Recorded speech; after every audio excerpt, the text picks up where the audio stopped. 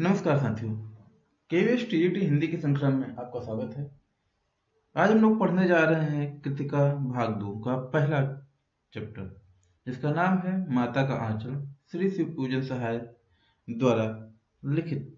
तो जो भी लोग चैनल पर पहली बार हैं सब्सक्राइब कर लें, लाइक शेयर करते चलें। चलिए शुरू करते हैं। माता का आंचल। जहाँ लड़कों का संग तहाँ बाजे मृदंग, जहाँ बुढ़ों का संग तहाँ खर्चे कतंग। ये जो है कहानी है। कहानी ना मान करके इसको आप कहावत कह सकते हैं कि ये कहावत है कि जहाँ लड़कों का संग होता है वहाँ हुड़दंग और जो है कलरव ज्यादा होता है। बाजे मदंग का मतलब वहां पर खुशियां ज्यादा होती हैं, क्योंकि बच्चों को किसी भी चीज का जो है फिक्र नहीं होता है, चिंता नहीं होता है। और जहाँ पर बुढ़ों का संग तहाँ खर्चे का तंग, मतलब कि जहाँ पे बूढ़े लोग बैठे रहते हैं, वयस्क लोग बैठे रहते हैं, वो हमेशा इसी बात पर चर्चा करते रहते हैं कि हमारी जो फैमिली, हमारा जो परिवार है, उसका खर्चा कैसे चलेगा। तो इस तरीके से इस लाइंस का अर्थ है। तो चलिए शुरू कर लेते हैं हम लोग। हमारे पिता तड़के तड़के मतलब होता है सुबह, तड़के उठकर निबट नहा पूजा करने बैठ जाते थे। हम बचपन से ही उनके अंग लगे, माता से केवल दूध पीने तक का नाता था। इसलिए पिता के साथ ही हम भी बाहर की बैठक में ही सोया करते। वहां अपने साथ ही हमें भी उठाते और साथ ही नहला धुला कर पूजा पर बिठा लेते थे। हम भभूत का तिलक लगा देने के लिए उनको दिक करने लगते। देखिए, भभूत का तिलक क्या होता है? भभूत राख होती है एक प्रकार की, आप जो कह सकते हैं हवन सामग्री जो होती है, उसको जो जलाने के बाद जो राख निकलती है उसको भभूत बोलते हैं, ठीक है। और दिक मतलब होता है परेशान करना। इन दोनों का अर्थ जो है आप लिख लीजिएगा, दिक और भभूत, ठीक है।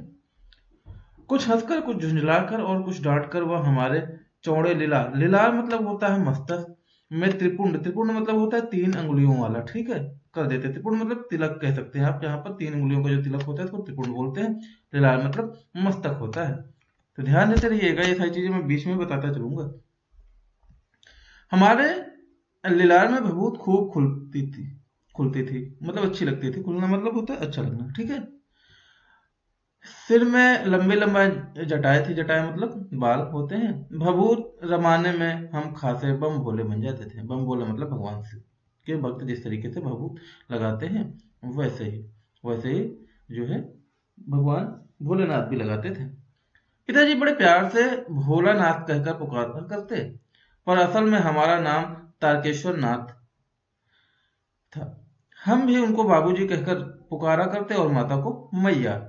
जब बाबूजी रामायण का पाठ करते तब हम भी उनके बगल में बैठे बैठे आईने में अपना मुंह निहारा करते थे।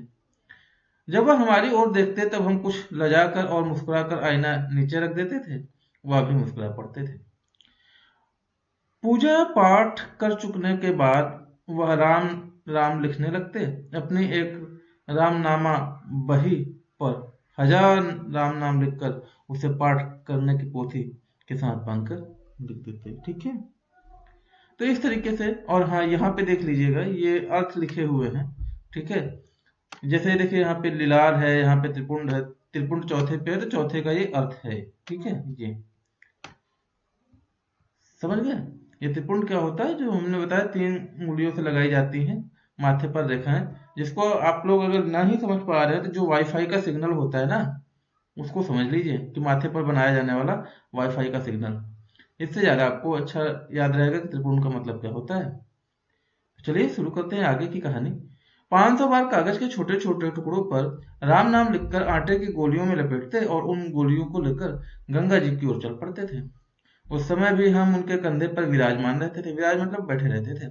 जब गंगा में एक एक आटे की गोलियां फेंक कर मछलियों को खिलाने लगते, तब भी हम उनके कंधे पर ही बैठे बैठे हंसा करते थे। जब वह मछलियों को चारा देकर घर की ओर लौटने लगते, तब बीच रास्ते में झुके हुए पेड़ों की डाल पर हमें बिठाकर झूला झुलाते थे।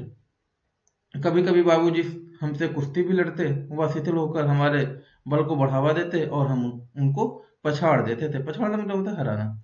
यह उतान पड़ जाता है। उतान पड़ना होता है कि पीठ केवल लेटना, मतलब पेट ऊपर हो पीठ नीचे, इसको उतान कहते हैं गांव में, गांव की भाषा में, हमारे लखनऊ में भी उतान ही कहते हैं। या उतान पड़ जाते और हम उनकी छाती पर चढ़ जाते थे। जब हम उनकी लंबी लंबी मूछें उखाड़ने लगते तब वह हंसते हंसते हमारे हाथों को मूछे से छुड़ाकर उन्हें चूम लेते थे। फिर जब हमसे खट्टा और मीठा चुम्मा मांगते तब हम बारी बारी से अपना बायां और दायां देते थे, की ओर कर देते थे। बाएं का खट्टा चुम्मा लेकर जब वह दाहिने का मीठा चुम्मा लेने लगते तब अपनी दाढ़ी या मूछ हमारे कोमल गालों पर गड़ा देते थे। हम झुंझलाकर फिर उनकी मूछें नोचने लग जाते थे। इस पर वह बनावटी रोना रोने लगते और हम अलग खड़े खड़े खिलखिलाकर हंसने लग जाते थे। उनके साथ हंसते हंसते जब हम घर आते तब हम भी चौके पर खाने बैठते थे। चौका मतलब होता है एक तखत कह सकते हैं, या फिर जो भी आप समझ को, जो एक स्थान होता है खाने के लिए, उसको चौका बोलते हैं। ठीक है। वह हमें अपने साथ हाथ से फूल के एक कटोरे में गोरस और भात सान कर खिलाते थे। गोरस फूल का कटोरा, फूल एक धातु, हमने पहले के चैप्टर में आपको बताया, पीले फूल की धातु होती है, उसको फूल बोलते हैं। गोरस मतलब होता है दूध, दही, घी, दूध से बनने वाले पदार्थ को गोरस कहते हैं। ठीक है। और सान का मतलब होता है दाल, गोरस और भात को, चावल से बना हुआ जो आपका चावल तैयार होता है उसको भात बोलते हैं। सान का मतलब कि दोनों को एक साथ में मिक्स करके, ठीक है, खिलाते थे। जब हम खाकर आफर जाते, आफर मतलब होता है, देखिए अफर मतलब होता है पेट पूरा भर जाना, कहते हैं गांव में कहते हैं कि अफर क्या होगा, तो अफरक मतलब होता है पेट भर जाना, कि पेट भर जाना। जब हम खाकर अफर जाते तब मैया थोड़ा और खिलाने के लिए हट करती थी। वह बाबूजी से कहने लगते, आप तो चार चार दाने के कौर मुंह में देते जाते हैं। कौर का मतलब वाला, ठीक है, निवाला, ठीक है। इससे वह थोड़ा खाने पर भी समझ लेता है कि हम बहुत खा गए। आप खिलाने का ढंग नहीं जानते, बच्चों को भरमुंह कौर खिलाना चाहिए। उन्होंने कहा बच्चों को जो है भरमुंह कौर खिलाना चाहिए। जब खाएगा बड़े बड़े कौर तब पाएगा दुनिया में ठौर। ठौर का मतलब होता है स्थान, प्लेस, अवसर, ठीक है। यहाँ पे लेखक महोदय कह रहे हैं कि जब खाएगा बड़े बड़े कौर तब पाएगा दुनिया में ठौर, मतलब जब बड़े बड़े जो है निवाले खाने लगेगा तब कहीं जाकर के इसको जो है दुनिया में जगह मिलेगी। देखिए मैं खिलाती हूँ, मर्दुए क्या जाने बच्चों को कैसे खिलाना चाहिए। मर्दुए मतलब होता है मर्द, ठीक है, पुरुष। और महतारी के हाथ के खाने पर बच्चों का पेट भी भरता है। महतारी मतलब होती है माताश्री, उनको महतारी गांव में बोलते हैं। कहते हैं महतारी के खिलाने से जो है पेट भरता है। यह कहे वह थाली में दही भात शांति और अलग अलग तोता, मैना, कबूतर, हंस, मोर आदि के बनावटी नाम लेकर कौर बनाकर यह कहते हुए खिलाती जाती कि जल्दी खा लो नहीं तो उड़ जाएंगे। पर हम उन्हें इतनी जल्दी उड़ा दे जाते थे कि उड़ने का मौका ही नहीं मिलता था। तो इस तरीके से लेखक महोदय बता रहे हैं। जब हम सब बनावटी चिड़ियों को चढ़ कर जाते थे तब बाबूजी कहने लगते, अच्छा अब तुम राजा हो, जाओ खेलो। बस हम उठकर उछलने कूदने लगते थे। फिर रस्सी में बंधा हुआ काठ का घोड़ा, काठ मतलब होती लकड़ी, काठ का घोड़ा लेकर नंग धड़ंग बाहर गली में निकल जाते थे। नंग धड़ंग का मतलब होता है बिना कपड़ों के, ठीक है। जब कभी मैया हमें अचानक पकड़ पाती तो हमारे लाख झटपटाने पर भी एक चुल्लू कड़वा तेल हमारे सिर में डाल देते थे। एक चुल्लू मतलब होता है हाथ से जो अगर आप ऐसे हल्का सा गोल करेंगे तो उसको चुल्लू बोलते हैं। कड़वा तेल मतलब होता है यहाँ पर जो है आजकल आप लोग कच्ची घानी के नाम से जानते हैं ना, सरसों का तेल, उसको कड़वा तेल बोलते हैं। और सिर पे डाल देते थे। हम रोने लगते और बाबूजी इस पर बिगड़ खड़े होते। वह हमारे सिर में तेल बोत का मतलब लपेट कर, मतलब काफी ज्यादा तेल डालना सर में, हमें उबट कर ही छोड़ती थी। उबट का मतलब होता है तेल लगाकर। और फिर हमारे नाभि और लीलार में काजल की बिंदी लगाकर चोटी गूंथती थी। नाभि मतलब होता है नाभि और लीलार मतलब मस्तक, हमने आपको बता दिया। लंबी चोटी गूंथती और उसमें फूलदार लट्टू बांधकर रंगीन कुर्ता टोपी पहना देती थी। हम खासा कन्हैया बनकर बाबूजी की गोद में सिसकते सिसकते बाहर आते। तो उन्होंने कहा कि इस तरीके से जब हमारा तेल वगैरह लग जाता था और बाल की चोटी हो जाती थी और हमको जो है लट्टू बांध कर कुर्ता धोती पहना देती थी, टोपी, तो हम कन्हैया की तरह, मतलब भगवान कृष्ण की बाल काल के स्वरूप में लगने लगते थे। बाहर आते ही हमारी बाट जो होने वाले बालकों का एक झुंड मिल जाता था। हम उनके साथ खेल के साथियों को देखते सिसकना भूलकर बाबूजी की गोद से उतर पड़ते और अपने हमजोली के दल में मिलकर तमाशे करने लग जाते थे। तमाशे भी ऐसे वैसे नहीं, तरह तरह के नाटक, चबूतरे का एक कोना ही नाटक घर बनता था। बाबूजी जिस छोटी चौकी पर बैठकर नहाते थे वह रंगमंच बनती। उस पर सरकंडे के खंभों और कागज के चंदुआ, चंदुआ मतलब होता है तंबू, तान कर मिठाइयों की दुकान लगाई जाती। उसमें चिलम के खोचे पर कपड़े के थालों में ढेल के लड्डू, ढेले मतलब मिट्टी के ढेले के लड्डू, पत्तों की पूरी कचौरियां, गीली मिट्टी की जलेबियां, फूटे घड़े के टुकड़ों के बतासे, आज मिठाइयां सजाई जाती थी। मतलब इस तरीके से ठीकरों के बटखरे में जस्ते के छोटे छोटे टुकड़ों के पैसे बनते थे, जो छोटे छोटे जस्ते के टुकड़े होते हैं, ठीक है, उनके। हम लोग खरीदार और हम ही लोग दुकानदार, बाबूजी भी दो चार गोरखपुरे पैसे खरीद लेते थे। तो इस तरीके से उनका खेल चलता था। थोड़ी देर में मिठाई की दुकान बढ़ाकर, बढ़ाना मतलब होता है कि हटा देना, ठीक है, बढ़ाकर लोग घरौंदा बनाते थे। घरौंदा मतलब मिट्टी के घर को घरौंदा बोलते हैं। धूल की मेड़ दीवार पर बनती, तिनकों का छप्पर, दातून के खंभे, दिया सलाई की पेटियों के किवाड़, खड़े के मुहड़े की चूल्ही चक्की, दिए की कड़ाही और बाबूजी की पूजा वाली आचमनी कलछी बनती थी। आचमनी मतलब वो होता है कि जिससे आचमन किया जाता है, तो उसी के पानी के घी, धूल के पिसान, धूल पिसान मतलब होता है आटा, ठीक है, उसको गाँव में पिसान बोलते हैं। बालू की चीनी से हम जो लोग जेवनार, जेवनार मतलब होता है भोज दावत या खाने के लिए जो तैयार किया जाता है भोजन, ठीक है, तैयार करते थे। हम ही लोग जेवनार करते और हम ही लोग की जेवनार बैठती थी, कह रहे हम ही लोग खाते थे और हम ही लोग खिलाते भी थे। जब पंगत बैठ जाती थी, पंगत मतलब होता है लाइन, जो गांव देहात में, पहले शहरों में भी होता था, गांव देहात में जो है लोग जमीन पर बैठकर एक साथ भोजन करते हैं, उसको बोलते हैं पंगत, ठीक है। जब पंगत बैठ जाती तब बाबूजी धीरे धीरे से आकर पांत के अंत में जीमने के लिए बैठ जाते। पांत मतलब होता है कि लाइन का जो आखिरी व्यक्ति होता है, पांत मतलब होती है लाइन, ठीक है, और पांत के अंत मतलब लाइन के आखिरी छोर पर, और जीमने मतलब खाने के लिए, ठीक है, या भोजन करने, जो भी आप समझ लीजिए, के लिए बैठ जाते। उनको बैठते देखे हम लोग हंसकर अपना घरौंदा बिगाड़ कर भाग चलते थे। वह भी हंसते हंसते लोटपोट हो जाते और कहने लगते, फिर कब भोज होगा भोलानाथ। कहने लगे, वो हमसे पूछने लगते कि भोलानाथ अब भोज की दावत कब होगी। कभी कभी हम लोग बारात का भी जुलूस निकालते थे। कनस्तर का तंबूरा बजता, कनस्तर मतलब होता है आपका ड्रम जो छोटा सा होता है, उसको का तंबूरा बजता, अमोले को घिसकर सहनाई बजाई जाती, ठीक है, और टूटी चूहेदानी की पालकी बनती। हम समधी बनकर बकरे पर चढ़ लेते और चबूतरे के एक कोने से चलकर बारात के दूसरे कोने में जाकर दरवाजे लगती थी। कह रहे कि हम जो है बकरे पर चढ़कर दूल्हे बनकर जाते थे।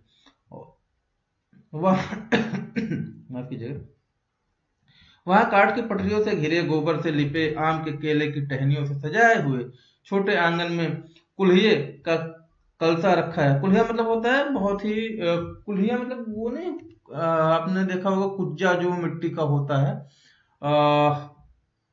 कुज्जा ही कहेंगे शायद, उसी को कुल्हिया बोलते हैं। हम तो यही जानते हैं, मिट्टी का जो होता है जिसमें आजकल लोग चाय वगैरह पीते हैं, प्याली में समझ लीजिएगा, कुल्हिया दूसरा होता है, ठीक है, जिसमें चाय मिलती है, मिट्टी का जो होता है कप टाइप का, उसको कुल्हिया बोलते हैं, कहीं कहीं कुज्जा भी बोलते हैं। तो कुल्हिया का कलसा रखा जाता था, वहीं पहुंचकर बारात फिर लौट आती। लौटने के समय खटोली पर लाल ओहार डालकर, ओहार लाल ओहार मतलब चादर डालकर उसमें दुल्हन को चढ़ा लिया जाता था। लौट आने पर बाबूजी ज्यों ही ओहार उघार कर दुल्हन का मुख दिखाने लगते, त्यों ही हम लोग हंसकर भाग जाते थे। तो उनके पिताजी भी इन सब चीजों में शरीक रहते थे, ठीक है, आगे देख लेते हैं। थोड़ी देर बाद फिर लड़कों की मंडली जुट जाती थी। इकट्ठा होते ये राय जमती कि खेती की जाए। बस चबूतरे के छोर पर घिरनी गड़ जाती और उसके नीचे की गली कुआं बन जाती थी। मूंज की बटी हुई पतली रस्सी का एक चुग्गड़ बांध गराड़ी पर चढ़ाकर लटका दिया जाता था। चुग्गड़ मतलब होता है छोटा सा वो मिट्टी का बर्तन, ठीक है, और गराड़ी क्या होती है, घिरनी जो होती है उसको गराड़ी बोलते हैं, चढ़ाकर लटका दिया जाता था। और दो लड़के बैल बनकर मोट खींचने लगते।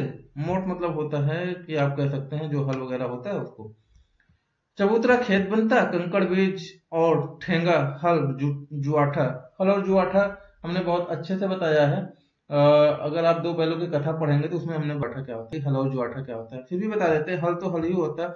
जुआठा क्या होता है, सीढ़ी नुमा होता है, उसमें चार, तीन वो होते हैं होल, चार डंडों का होता है।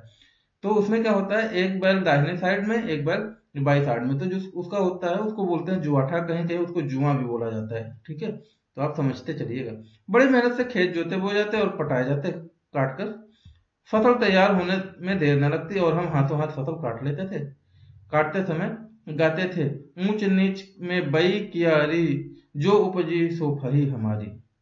तो इस तरीके से एक गाना कहते थे कि ऊंचे नीचे में जो हमने क्यारियां बोई हैं, उसमें से जो फसल उपजी है वो सारी हमारी है। फसल को एक जगह रखकर उसे पैरों से रौंद डालते थे। कसोरे, कसोरे मतलब होता है कि मिट्टी का एक कटोरा, उसको कसोरे बोलते हैं। ठीक है, छिछला बर्तन होता है, का सूप बनाकर ओसाते थे। ओसाना मतलब क्या होता है, जब आप लोग गांव से बिलोंग करते होंगे, जो लोग भी कमेंट करते रहिएगा कि आप गांव से बिलोंग करते हैं। ओसाना मतलब होता है जैसे कि फसल खेत में कट जाती है तो उसमें काफी ज्यादा मिट्टी और खरपतवार होता है, तो उसको एक जो है डलिए में ले करके जो है थोड़ा अपनी ऊंचाई के बराबर से थोड़ा थोड़ा करके नीचे डाला जाता है जब हवा चलती है तब। आजकल मॉडर्न जमाने में क्या होता है, गांव में भी लाइट आ गई है, तो लोग फर्राटा पंखा रख के जो है वो एक डलिया में थोड़ा थोड़ा अनाज लेकर के उसके सामने जो है पंखे के सामने करके गिराते हैं, तो उसमें जो मिट्टी और क्या बोलते हैं धूल मिट्टी और जो उसमें खरपतवार होता है वो दूर चला जाता है, और उसके बाद अनाज, साबुत अनाज जो है वो आ जाता है। तो उसको ओसाना बोलते हैं। कहीं कहीं परती भी लगाई जाती है। जो लोग बिल्कुल गांव से बिलोंग करते होंगे उनको पता होता है परती कैसे लगती है या परती क्या चीज होती है। बताता चलता हूँ। परती क्या होती है कि एक चादर, उसको दो लोग एक एक मतलब दो दो कोने में पकड़ लेते हैं और उससे हवा करते हैं। फिर एक इंसान होता है वो क्या करता है कि डलिया में अनाज लेकर के फिर गिराता है, उस परती की हवा से वो ओसाया जाता है। तो ये सारी चीजें हैं, पढ़ेंगे और फिर मजा आएगा, क्योंकि हमें हर चीज का अर्थ बताता चलता हूँ। ठीक है, तो मिट्टी के दिए के तराजू में तौलकर राशि तैयार कर दी जाती है। राशि क्या मतलब होती है, जो राशि वो होती है जो हमारा अनाज कटकर तैयार होता है उसको राशि कहते हैं। इस बीच बाबूजी आकर पूछ बैठते हैं, इस साल की खेती कैसी रही भोलानाथ। बस फिर क्या, हम लोग ज्यों करते हो खेल खलिहान छोड़कर हंसते हुए भाग जाते। कैसी मौज की खेती थी। ऐसे ऐसे नाटक हम लोग बराबर खेला करते थे। बटोही भी कुछ देर ठिठक कर हम लोगों के तमाशे देख रहे थे। बटोही मतलब राह में चलने वाले लोग, उनको बटोही कहा जाता है। ठीक है, जब कभी हम लोग ददरी के मेले में जाने वाले आदमियों का झुंड देख पाते तब कूद कूद कर चिल्लाने लगते थे, चलो भैया ददरी सत्तू पिसाने की मोटरी। ठीक है, कह रहे कि ये जब ये लाइन वो लोग कहते थे कि जब भी वो लोग जाते थे कहते चलो भैया ददरी सत्तू पिसान की मोटरी। ठीक है, सत्तू क्या होता है आप जानते हैं, पिसान मतलब आटा होता है। तो इस तरीके से अगर किसी दूल्हे के आगे आगे जाती हुई ओहारदार पालकी देख पाते तो खूब जोर से चिल्लाने लगते थे। तो कहना कि ये भी सब जो है हम लोगों ने खूब किया है। बचपन की बात है, अक्सर लोग जो है ये सारी चीजें करते ही हैं। बस लेखक महोदय ने बहुत ही अच्छा लिखा है।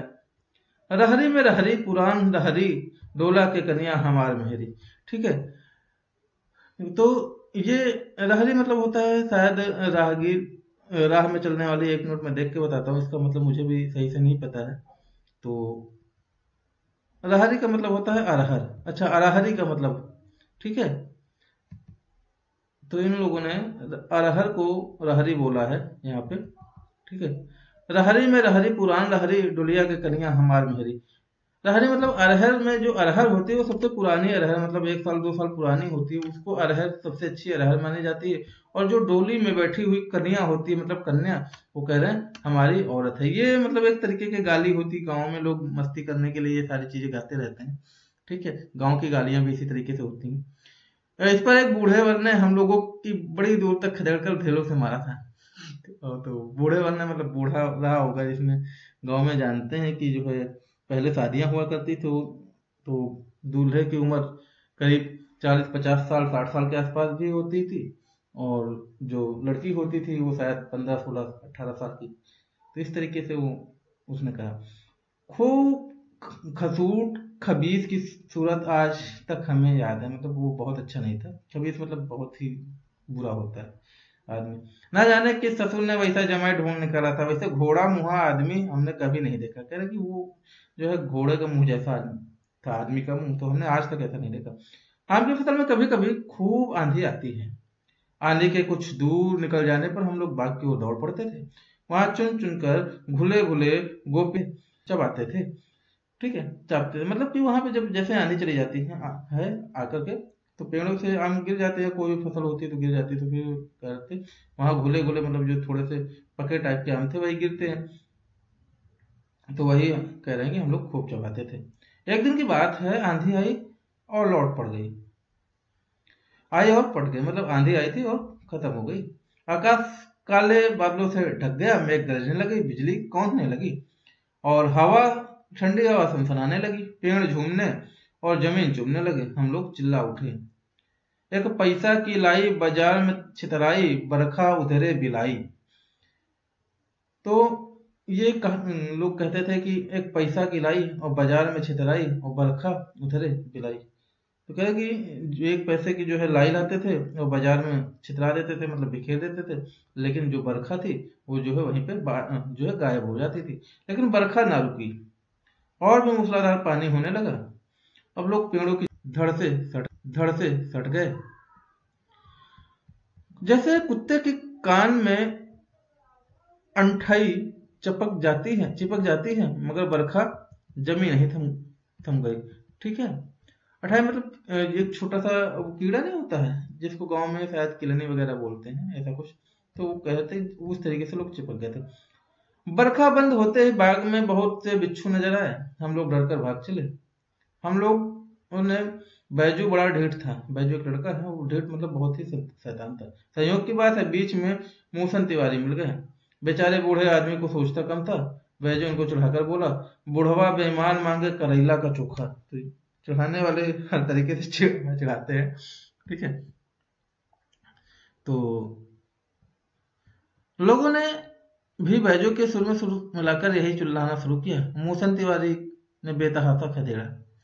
हम लोग तो बस अपने अपने घर की ओर आंधी हो चले। जब हम लोग ना मिल सके तब तिवारी जी सीधे पाठशाला में चले गए। वहां से हमको और बैजू को पकड़ लाने के लिए 4 लड़के गिरफ्तारी वारंट लेकर छूटे। इधर जो ही हम लोग घर पहुंचे त्यों ही गुरु जी के सिपाही हम लोगों पर टूट पड़े। बैजू तो 9-2-11 हो गया, ये मुहावरा है, मतलब भाग जाना होता है 9-2-11 होना का मतलब। हम पकड़े गए फिर तो गुरु जी ने हमारी खूब खबर ली। बाबूजी ने यह हाल सुना, वह दौड़े हुए पाठशाला आए। गोद में उठाकर हमें पुचकारने और फुसलाने लगे, पर हम दुलारने से चुप होने वाले लड़के नहीं थे। रोते रोते उनका कंधा आंसू से तर हो गया। तर होना मतलब भीग जाना। वही गुरु जी की चिरौरी मतलब होता प्रार्थना करना, विनती करना करके हम घर ले चले। रास्ते में फिर हमारे साथी लड़कों का झुंड मिला। वे जोर से नाचते और देखिए यहाँ पे नीचे है। अरहर मतलब अरहर होता है। किलनी जो मैंने बताया, कुत्ते के घर में चिपक जाने वाले छोटे कीड़े जिसको किलनी बोलते हैं। और दिनता पूर्वक की जाने वाली प्रार्थना या विनती चिरौरी कहलाती है। ठीक है, आप हिंदी पढ़ेंगे तो अनायास ही आपको उसके अर्थ पता होते जाएंगे, लेकिन बस ये थोड़ा सा अभ्यास का मामला है। आप जितना ज्यादा अभ्यास करेंगे, अनायास ही आपको अभ्यास के माध्यम से आपको हिंदी का भी अर्थ पता होता चले जाएगा। माई पकाई गरर गरर पुआ, हम खैबे पुआ न खेलब जुआ। क्या है कि यहाँ पे इसका मतलब है कि जो मम्मी है, माई है हमारी, वो गरर गरर पुआ बनाएंगी। पुआ मतलब होती है एक मीठी पूड़ी कह सकते हैं उसको। हम खाई पुआ, कहना कि हम पुआ खाएंगे और जुआ नहीं खेलेंगे। फिर क्या था, हमारा रोना धोना भूल गया। हम हट करके बाबूजी की गोद से उतर पड़े और लड़कों की मंडली में मिलकर लगे वही तानसुर अलापने। तब तक सब लड़के सामने वाले मकई के खेत से दौड़ पड़े। उसमें चिड़ियों का झुंड चल रहा था। वे दौड़ दौड़ कर उन्हें पकड़ने लगे, पर एक भी हाथ न आई। हम खेत से अलग ही खड़े होकर गए। राम जी की चिरई, राम जी का खेत, खा लो चिरई भर भर पेट। ये आपको याद होगा अगर आप लोगों ने पढ़ा होगा। बहुत ही कई बार मतलब हर जगह पढ़ने में अक्सर आ ही जाती है कि गुरु नानक देव जी जो थे, आपको पता, तो उन्होंने जो है ये बात कही थी कि राम की चिड़िया, राम का खेत, खाओ चिड़िया भर भर पेट। हर जगह पे लिखा अलग अलग मिल जाता है, तो यहाँ पे इस तरीके से लिखा हुआ है। हम कुछ दूर बाबू जी और हमारे गांव के कई आदमी खड़े होकर तमाशा देख रहे थे और यही कहकर हंस रहे थे कि चिड़िया की जान जाए लड़कों का खिलौना। ठीक है, तो इस तरीके से ये कहावत है, गांव में कही जाती है आज भी। और आगे, सचमुच लड़के और बंदर पराई पीड़ नहीं समझते हैं। कह रहा है कि लड़के और बंदर का क्या है, ये दोनों जो है दूसरे की पीड़ा को नहीं समझते हैं। आगे देखते हैं हम लोग क्या लिखा है। एक ठेले पर जाकर हम लोग चूहे के बिल में पानी उलीचने लगे। उलीचना मतलब होता है कि एक गड्ढे से हाथ की उंगली से पानी लेकर के दूसरे में डालना, उसको कहते हैं उलीचना। ठीक है, तो हर जगह कंडीशन पे पानी उलीचने का कंडीशन अलग अलग होता है। जरूरी नहीं कि हाथ से उंगली से ही उलचा जाए। आपने देखा होगा जो लोग गांव से बिलोंग करते हैं और जिनके गांव के किनारे तालाब या फिर छोटे तालाब जिसको पोखर बोलते हैं, ठीक है, वहां पे जो लोग मछली का शौक रखते हैं, मछली पकड़ने के लिए तालाब उलीचते हैं, तो कुछ लोग थाली लेकर के जुट जाते हैं, कुछ लोग बाल्टी लेकर के जुट जाते हैं। मैंने देखा है, ये मेरा एक्सपीरियंस, इसलिए मैं बोलता हूँ कि इस तरीके से चीजें होती हैं। रियल लाइफ से अगर आप रिलेट करेंगे तो उसका अर्थ भूलेंगे नहीं, इसलिए मैं ये सारे एग्जाम्पल देता रहता हूँ। बाकी आपको अगर बोर लग रहा हो कि पता नहीं कैसे पढ़ाते हैं तो कमेंट करिएगा। मैं कोशिश नहीं करूंगा कि ज्यादा आपको चैप्टर के साथ में खींचूं, लेकिन रियल लाइफ से रिलेट करना अच्छा है, मैं तो ये मानता हूँ। अगर मैं फिजिक्स भी पढ़ाता हूँ तो भी उसको रियल लाइफ से रिलेट करता हूँ। चलिए, एनीवेज चलते हैं। नीचे से ऊपर पानी फेंकना था, हम सब थक गए। जी के चूहे, तब तक गणेश जी के चूहे की रक्षा के लिए शिव जी का सांप निकल आया। रोते चिल्लाते हम लोग बेतहाशा भाग चले। कोई औंधा गिरा, कोई अंटा चिट, किसी का सिर फूटा, किसी के दांत टूटे, सभी गिरते पड़ते भागे। हमारी सारी देह लहूलुहान, पैर के तलवे कांटों से छलनी हो गए थे। उन्होंने कहा कि जो है हमारी तो स्थिति ज्यादा ही दयनीय थी। ये आप देख सकते हैं यहाँ पर मकई के खेत में चिड़िया पकड़ने की जो बात लेखक महोदय ने वो सारी चीजें यहाँ पे दिखाया गया है। हम एक सुर में दौड़ पड़े हुए आए और घर में घुस गए। उस समय बाबूजी बैठक ओसारे में बैठक हुक्का गुड़गुड़ा रहे थे। उन्होंने हमें बहुत पुकारा, पर हम उनकी अनसुनी करके हम दौड़ते हुए मैया के पास ही चले गए। जाकर उनकी गोद में शरण ली। मैया चावल अमनिया कर रही थी। अमनिया मतलब होता है डुलाना, ठीक है, शायद कर रही थी। हम उनके आंचल में छिप गए। मतलब चावल बने मतलब साफ करना होता है चावल को, और मेथड अलग अलग हो सकता है इसका। हमें डर से कांपते हुए जोर से रो पड़ी और सबका छोड़ बैठी। अधीर होकर हमारे भय का कारण पूछने लगी। कभी हमें अंग भरकर दबाती और कभी हमारे अंगों को अपने आंचल से पहुंचकर हमें चूम लेती। बड़े संकट में पड़ गई। झटपट हल्दी पीसकर हमारे घाव पर थोपती गई। थोपना मतलब लगाना। थोपी गई। घर में कोहराम मच गया। कोहराम मतलब होता है कोलाहल। हम केवल धीमे सुर से सा सा सा कहते हुए मैया के आंचल में लुके चले जाते थे। लुके मतलब होता है छुपना। सारा शरीर थरथर कांप रहा था। रोंगटे खड़े हो गए थे। हम आंखें खोलना चाहते थे, न थी, वे खुलती ही न थी। हमारे कांपते हुए ओठों से मैया बार बार निहार कर रोती और बड़े लाड से हमें गले लगा लेती थी। इसी समय बाबूजी दौड़े आए। आकर झट से हमें मैया की गोद से अपनी गोद में लेने लगे, पर हमने मैया का आंचल की प्रेम और सन के चले हुए की छान न छोड़ी। ये था बहुत ही अच्छा कविता। बालपन की सारी जो भी आप कह सकते हैं क्रीडाएं, जो भी बालकाल का स्वरूप होता है, वो लेखक महोदय ने कहानी के माध्यम से पुस्तक में उतार दिया है। बहुत ही अच्छा। प्रश्न अभ्यास देख लेते हैं। प्रस्तुत पाठ के आधार पर यह कहा जा सकता है कि बच्चे का अपने पिता से अधिक जुड़ाव था, फिर भी विपदा के समय वह माता के पास न जाकर पिता के पास न जाकर माँ की शरण लेता है। इसकी वजह क्या हो सकती है? देखिए, वजह कुछ भी हो, लेकिन जो माता का वात्सल्य होता है वो पिता से कहीं अधिक होता है हर तरीके से। माता का ममता या मामत तो कह सकते हैं, वो पिता की मामत से भारी होता है। तो इस वजह से माँ के शरण में बच्चा रहता है। आपके विचार से भोलानाथ अपने साथियों को देखकर क्यों शिक्षक भूल जाते हैं? क्योंकि जब मंडली चलती है और बच्चे खेलने के लिए उनकी वाट जोह रहे हो, तो जैसे ही वो घर से आते हैं तो अपने साथियों की मंडली देखकर खेलने की चाह में वो सिसकियां भूल जाते हैं। आपने देखा होगा कि भोलानाथ और उसके साथी जब जब खेलते समय किसी न किसी प्रकार की तुकबंदी करते हैं। यदि आपको अपने खेलों आदि से जुड़ी तुकबंदी याद लोगों पे है या आप लोगों पे है, आप लिख सकते हैं। भोलानाथ और उसके साथियों के खेलने की सामग्री आपके खेल के खिलौने की सामग्री से भिन्न है। हाँ, हो सकती है बिल्कुल।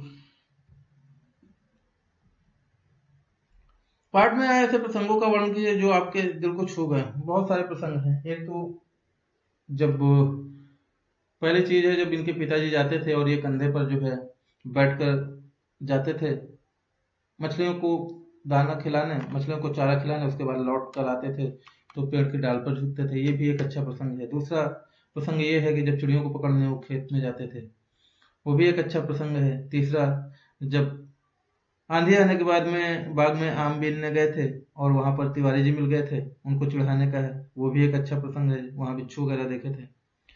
अगला एक प्रसंग याद आता है कि जब ये स्कूल गए थे और वहां पे जो है शिक्षकों द्वारा उनको जो है सजा दी गई थी, तब पिताजी लेने गए थे, वो भी एक अच्छा प्रसंग है। बहुत सारे अच्छे प्रसंग है, आप जिसको भी याद करें वो लिख सकते हैं। इस उपन्यास के अंत में 30 के दशक की ग्राम संस्कृति का वर्णन है। आज की ग्रामीण संस्कृति आपको किस तरीके से परिवर्तन दिखाई देते हैं? देखिए, बहुत परिवर्तन है। कहने के लिए ग्रामीण संस्कृति है, लेकिन आजकल सब कुछ शहरों सा ही है। लोगों के पास खेती है, खेती करना नहीं चाहते हैं। लोगों के पास जानवर हैं, केयर नहीं होती है उनकी। हर चीज केवल गांव के लिए है, सिर्फ गांव कहने के लिए। तो इस तरीके से ये हुआ। और आगे देख लेते हैं क्या कुछ खास है इसमें। ये क्वेश्चंस हैं फणीश्वर नाथ रेणु जी द्वारा लिखित। और इस तरीके से ये पाठ खत्म होता है। मिलते हैं नए वीडियो के साथ में, तब तक के लिए ख्याल रखिए। जो लोग पहली बार है चैनल को सब्सक्राइब कर लें, लाइक शेयर करते चलें।